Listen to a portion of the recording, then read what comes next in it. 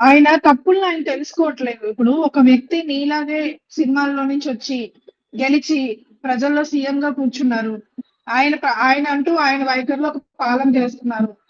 అలాంటప్పుడు నేను కూడా సినిమా ఇండస్ట్రీలో నుంచి వచ్చాను కదా! నేను కూడా నంబర్ 1 స్టార్‌ని పొజిషన్‌ని ఉన్నాను గదా! మరి నేనెందుకు చేయలేకపోతున్నానో అని ఆలోచించుకోవాలి కదా! ఇంట్రోస్పెక్ట్ చేసుకోవాలి గదా! ఈ గెలుపు ఓటములనేది సహజం, సామాన్యం ప్రతి ఒక్కరికి.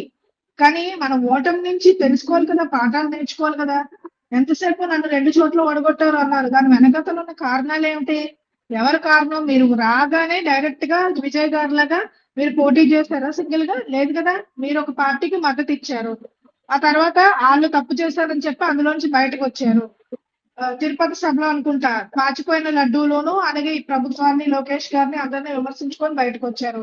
తర్వాత నేను సెపరేట్ గా పోటీ చేస్తానన్నారు. అప్పుడు కూడా పొత్తులతోనే వెళ్ళారు. పోనీ పొత్తులతో వెళ్ళి అన్ని కాన్స్టిట్యున్సీస్ లో పోటీ చేశారా? చేయలేదు. మరి అన్ని కాన్స్టిట్యున్సీస్ లో పోటీ చేయకుండా ఎట్లా మీరు సీఎం అవుతారు? సరే తర్వాత అప్పుడు కూడా ఎన్నికల సమయం వచ్చేసరికి ఏమన్నారు? ఆ ఎన్నికల్లో కూడా జగన్ ఓడించి తీరుతాను అన్నారు.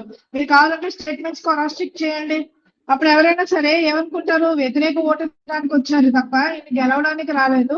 ఇదేంటి అధికారంలో టీడీపీ ఉంటే జగన్ ఓడిస్తానంటారేంటి ఈయన అని చెప్పేసి అనుకుంటారా అనుకోరా ప్రజలు? మరి తప్పులన్నీ మీరు చేశారు. మరి అలాంటప్పుడు 2 చోట్ల ఓడగొట్టారు. మీరు ప్రత్యామ్నాయం కాదని భావించారు. ఎందుకంటే జగన్ ఓడగొడతానన్నారు.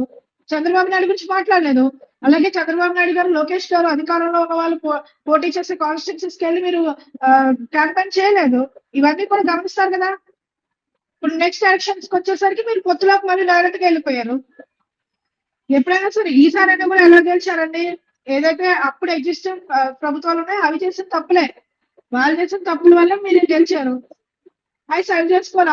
ఎప్పుడైతే ఆ గవర్నమెంట్స్ కూడా అవి సారీ ఆ పార్టీలు కూడా అవి సరి చేసుకోవాలి. ఎక్కడ తప్పులు జరిగాయి, వ్యక్తులు వాళ్ళ పార్టీకి ఎక్కడ నష్టం జరిగింది, వ్యక్తులు ఎలా మాట్లాడారు అవన్నీ కూడా వాళ్ళు కూడా ఇంట్రోస్పెక్ట్ చేసుకోవాలి. ఇంట్రోస్పెక్ట్ చేసుకొని ప్రజల కోసం పనిచేయాలి.